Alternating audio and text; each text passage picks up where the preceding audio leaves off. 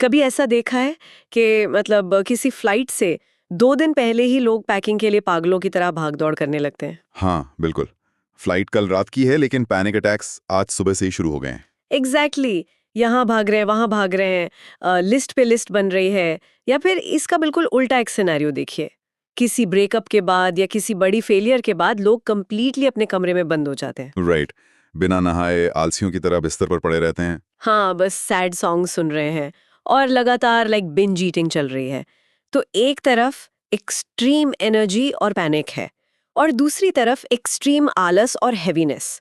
और हम इंसान ऐसी सिचुएशंस में अक्सर खुद को ना परमानेंट लेबल्स दे देते हैं। सही बात है। कोई कहता है कि मैं तो पैदाइशी आलसी हूँ, या कोई मान लेता है कि मैं तो बहुत हाइपर एक्टिव या एंग्शियस इंसान हूँ।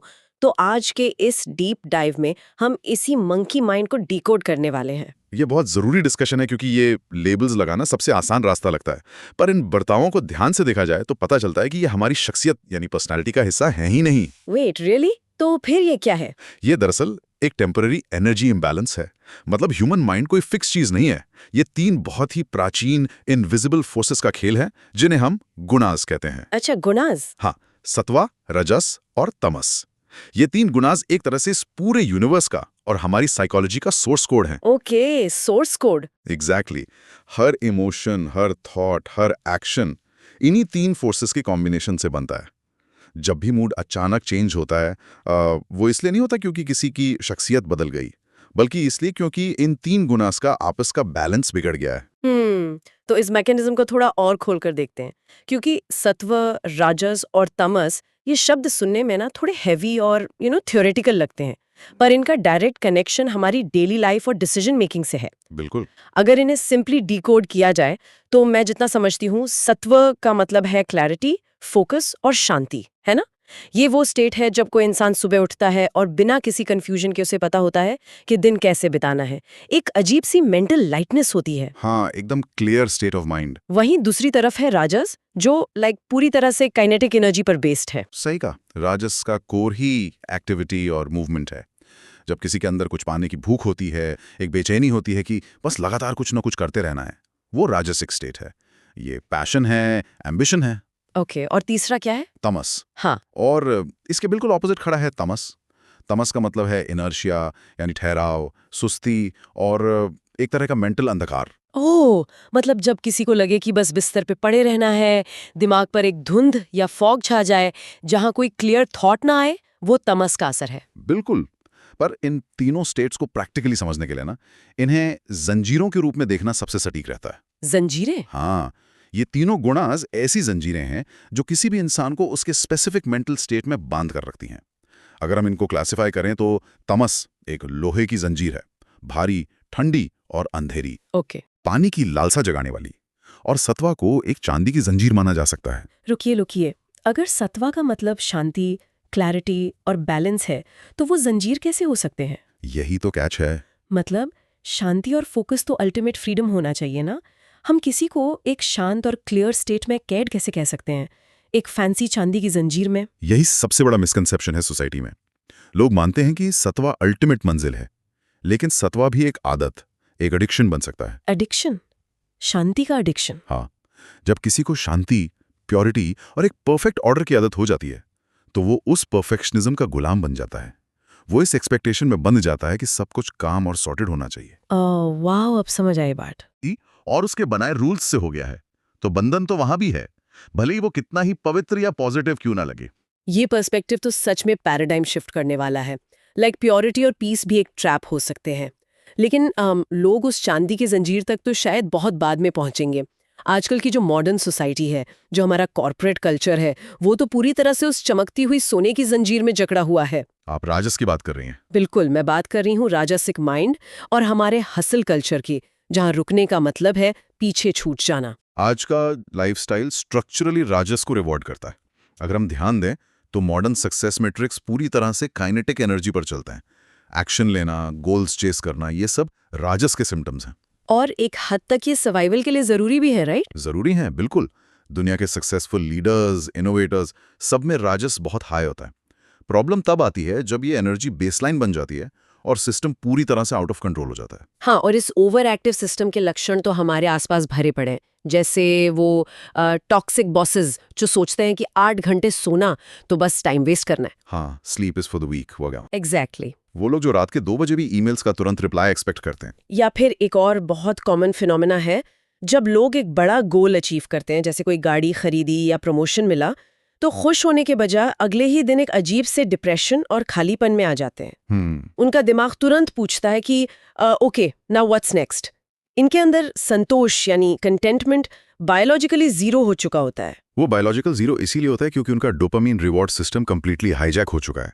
इनकी एनर्जी इतनी एलिवेटेड होती है कि ये कभी रुककर अपनी अचीवमेंट्स को प्रोसेस या एंजॉय नहीं कर पाते। राइट। अगर इन्हें एक ऐसी जगह बिठा दिया जाए जहां करने को कुछ ना हो, कोई फोन ना हो, कोई टास्क ना हो, तो 2 सेकंड में इनकी ऐसी बेचैनी बाहर आने लगेगी जैसे उन्हें किसी ने फिजिकली कैद कर दिया हो। वो बिना स्टिमुलाई के सर्वाइव ही नहीं कर सकते। नहीं कर सकते।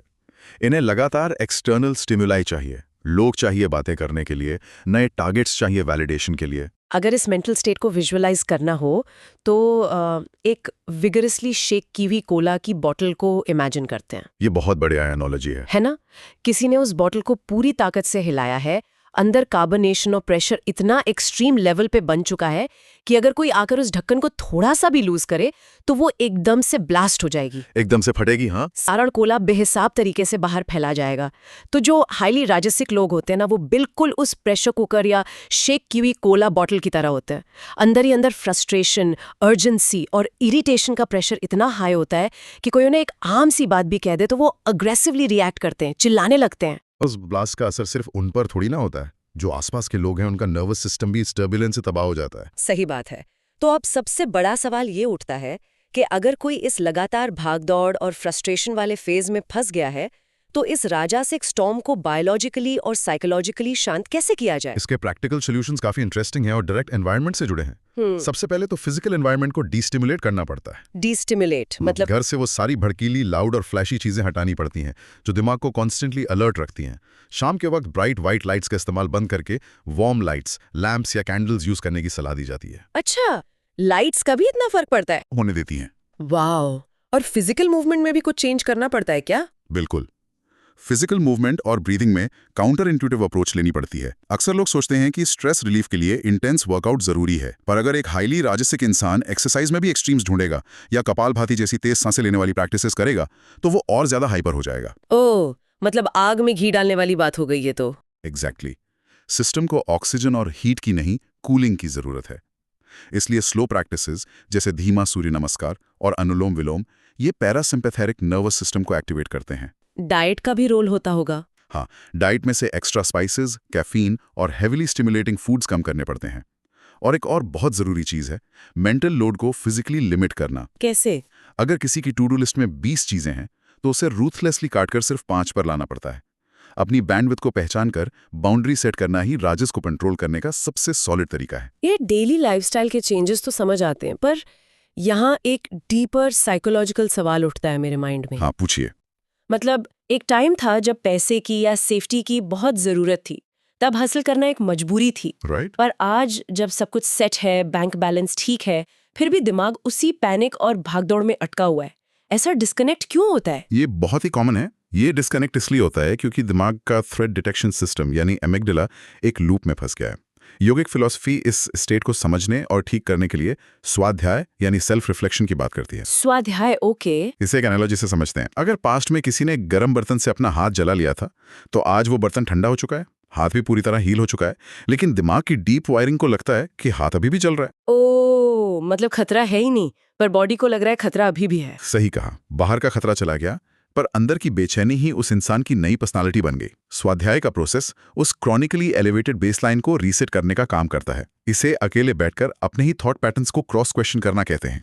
लाइक खुद से पूछना कि ये कांस्टेंट एम्बिशन किस डर से पैदा हो रहा है। हाँ, या ये पैटर्न आखिर शुरू कब हुआ था।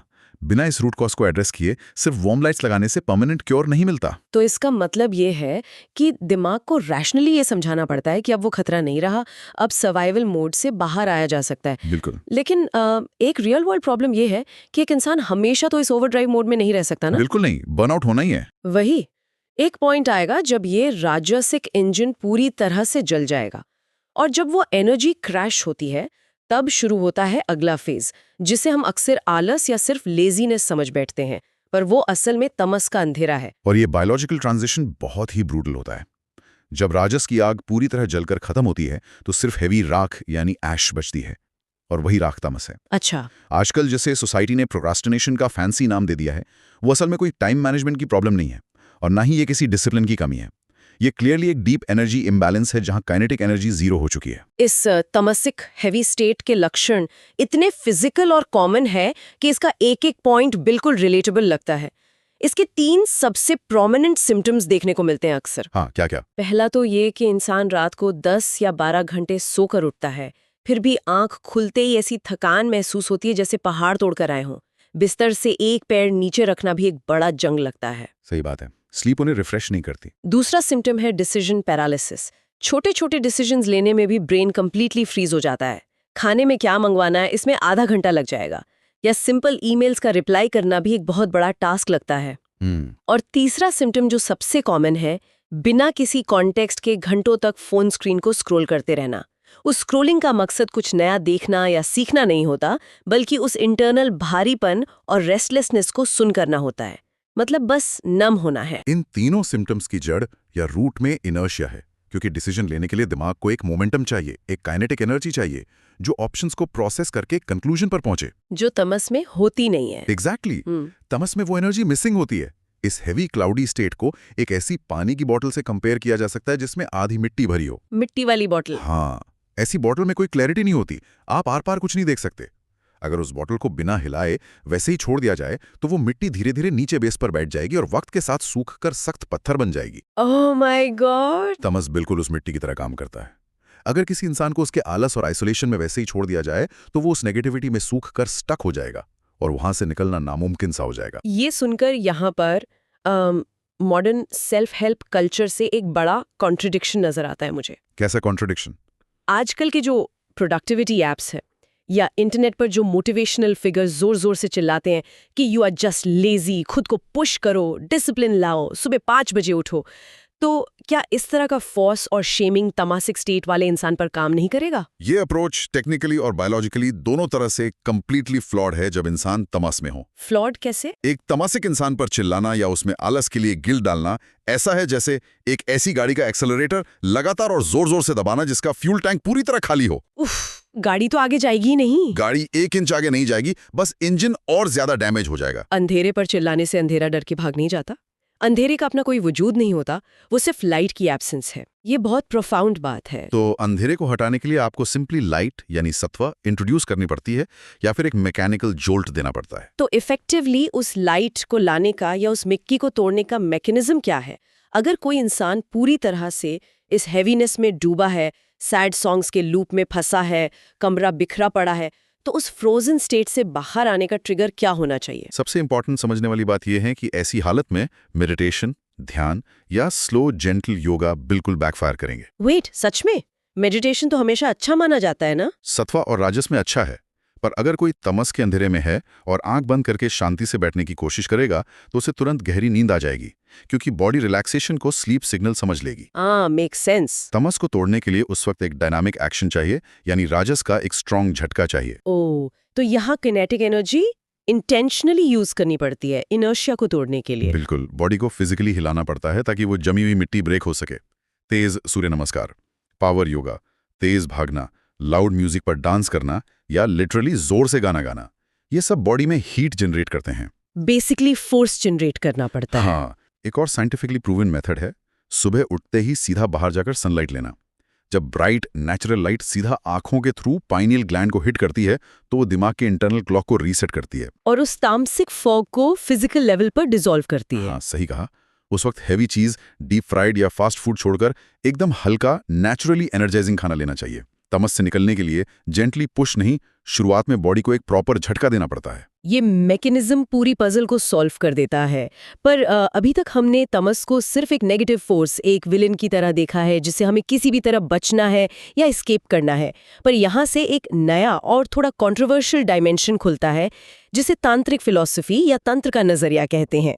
हाँ, तंत्र पर्सपेक्टिव इस पे बहुत डीप है। ये फिलॉसफी कहती है कि तमस हमेशा बुरा नहीं होता और उसे कंप्लीटली दबाने की बजाय एक पावरफुल टूल की तरह यूज करना आना चाहिए।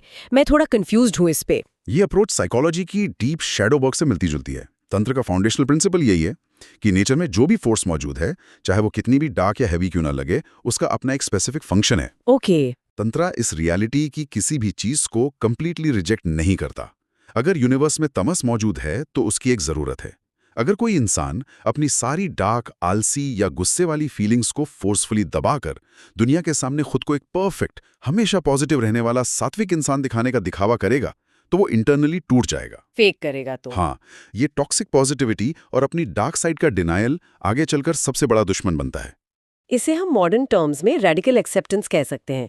अगर किसी वक्त दिमाग में आलस हावी है तो उसे गिल्ट से देखने के बजाय एक रिसोर्स की तरह देखना। रिसोर्स की तरह कैसे? जैसे एक आलसी इंसान किसी कॉम्प्लेक्स काम को करने का सबसे छोटा, सबसे एफिशिएंट शॉर्टकट निकाल लेता है क्योंकि वो फिजिकली ज्यादा मेहनत नहीं करना चाहता। हाँ, सच बात है। बिल गेट्स ने भी शायद ऐसी ही कोई बात कही थी, है ना? और प्रोक्रेस्टिनेशन के बारे में सोचिए। जब कोई बार बार एक जरूरी काम को टाल रहा हो तो वहां खुद को कोसने के बजाय एक डीप रिफ्लेक्शन लिया जा सकता है कि मैं टाल क्यों रहा हूँ। एग्जैक्टली मैं आखिर इस काम से इतना भाग क्यों रही हूँ? क्या ये गोल सच में मेरे लिए है भी या सिर्फ सोसाइटी का प्रेशर है? उस हेजिटेशन को एक पॉज बटन की तरह यूज किया जा सकता है।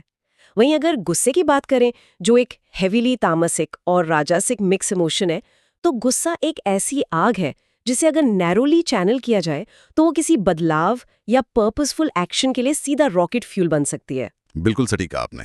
और आज की इस कॉम्प्लेक्स दुनिया में, जिसे अक्सर कलयुग का लेबल दिया जाता है, जहां एक्सप्लॉयटेशन और मैनिपुलेशन आम है, वहां सिर्फ और सिर्फ सात्विक बनकर, यानी हमेशा शांत और सीधा बनकर सर्वाइव नहीं किया जा सकता। सही बात है, लोग फायदा उठा लेंगे। एक वेल एडजस्टेड इंसान को 2 स्पेसिफिक पावर्स की जरूरत पड़ती है, और डीपली एनालाइज करें तो ये दोनों तामसिक एनर्जी की हैवीनेस और रिजिडिटी से ही निकल कर आती हैं। पहली है प्रतिरोधा और दूसरी है प्रतिवाद। ये दोनों कॉन्सेप्ट्स बाउंड्रीज सेट करने की मास्टर क्लास है। अगर हम प्रतिरोधा की बात करें, इसका सिंपल मतलब है रेजिस्टेंस। हाँ, रुकावट डालना, यानी किसी गलत फोर्स को पूरी ताकत से रोकने की क्षमता।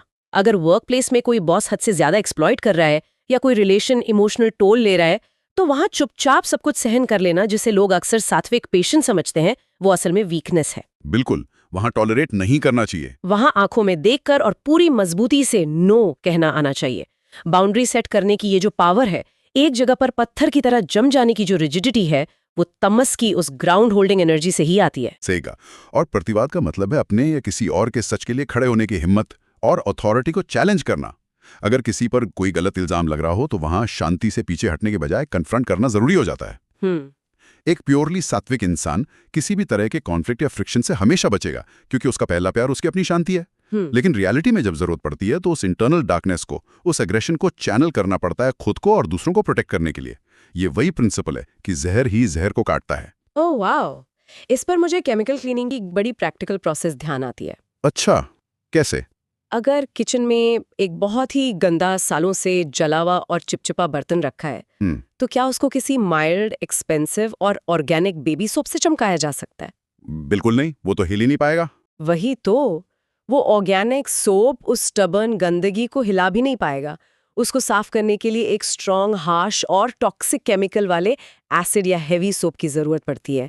लाइफ का मैकेनिज्म भी ठीक ऐसा ही है। ये एनालॉजी कंप्लीटली इस डायनामिक को एक्सप्लेन करती है ना? सोसाइटी की गंदगी से निपटने के लिए या अपने ही दिमाग के डीप ट्रॉमेटिक ब्लॉकेजेस को कंप्लीटली साफ करने के लिए कभी-कभी एक हार्श तामसिक फोर्स की जरूरत पड़ती है। बिल्कुल। अपनी कमियों और एग्रेसिव इंस्टिंक्ट्स को दुनिया से छुपाकर एक फेक मास्क पहन लेना सबसे बड़ा सेल्फ डिसेप्शन है। इन शैडो एलिमेंट्स को एक्नॉलेज करना बहुत जरूरी है। जब कोई अपनी हैवी या तामसिक नेचर को बिना किसी शर्म या गिल्ट के एक्सेप्ट कर लेता है तो वो वीकनेस नहीं रहती, वो जरूरत पड़ने पर एक प्रोटेक्टिव शील्ड बन जाती है। ऑसम। तो इन तीनों लेयर्स का मैकेनिज्म अब बिल्कुल क्लियर है। हमने रजस की सीसलेस भाग दौड़ और बेचैनी को देख लिया, तमस का हेवी ठहराव और उसकी अनकन्वेंशनल प्रोटेक्टिव ताकत को भी समझ लिया, और सत्वा की शांति और क्लैरिटी के लिमिटेशंस भी जान ली। लेकिन अगर इंसान इन तीनों फेजेस के बीच जिंदगी भर पिंग पोंग की तरह घूमता ही रहेगा, तो अल्टीमेट गोल क्या है? ये बैलेंस अचीव करने के बाद आगे क्या आता है? असली आजादी कहाँ है? ये सबसे बड़ा सवाल है। असली मंजिल किसी एक गुणा में परमानेंट स्टेट बनाना नहीं है। जैसा पहले डिस्कस किया, सत्वा की शांति में फंसना भी अल्टीमेटली एक कैद ही है। राइट। एंशिएंट साइकोलॉजी और योगिक साइंस कहती है कि अल्टीमेट ऑब्जेक्टिव इन तीनों गुणास के लिमिटेशन के पूरी तरह पार चला जाना है। उस ट्रांसेंड की हुई स्टेट को तुर्या यानी द फोर्थ स्टेट कहा जाता है। द फोर्थ स्टेट, इस सुनने में ना किसी साई-फाई मूवी के कॉन्सेप्ट जैसा लगता है। इस स्टेट को एक्सपीरियंस करना रियल लाइफ में कैसा लगता है? तुर्या का कोर एसेंस है साक्षी भाव, जिसे इंग्लिश में विटनेस कॉन्शियसनेस कहा जाता है। इसे एक मॉडर्न वीडियो गेम के जरिए समझते हैं। गेम की एनालॉजी? ओके, बताइए। एक आम इंसान जब गेम खेल रहा होता है और उसका कैरेक्टर गेम में हारने लगता है तो वो फिजिकली टेंस हो जाता है, फ्रस्ट्रेट होकर कंट्रोलर फेंक देता है। उसका कैरेक्टर की हार से डीप अटैचमेंट हो गया है। हाँ, लोग गुस्से में स्क्रीन तक तोड़ देते हैं। एग्जैक्टली वही एक एक्सपीरियंस्ड और अवेयर प्लेयर पूरी लगन से और फोकस के साथ वो गेम खेलेगा, अपना बेस्ट देगा। पर अगर उसका कैरेक्टर गेम ओवर स्क्रीन पर आ भी जाए तो वो ठंडी सांस लेकर मुस्कुराएगा, क्योंकि उसे पता है वो असलियत नहीं है। हाँ, क्योंकि उसके सबकॉन्शियस में ये डीपली बैठा है कि वो स्क्रीन पर चलने वाला कैरेक्टर नहीं है, वो उस गेम से बाहर बैठा ऑब्जर्वर है।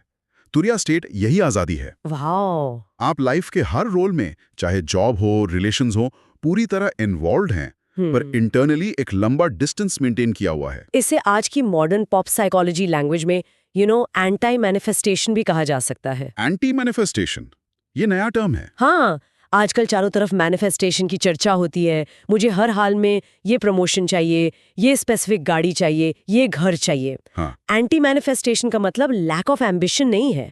इसका सीधा सा मतलब है एफर्ट पूरा 100, लेकिन आउटकम को लेकर एक अजीब सी ओपननेस रखना। आउटकम से डिटैचमेंट। एग्जैक्टली।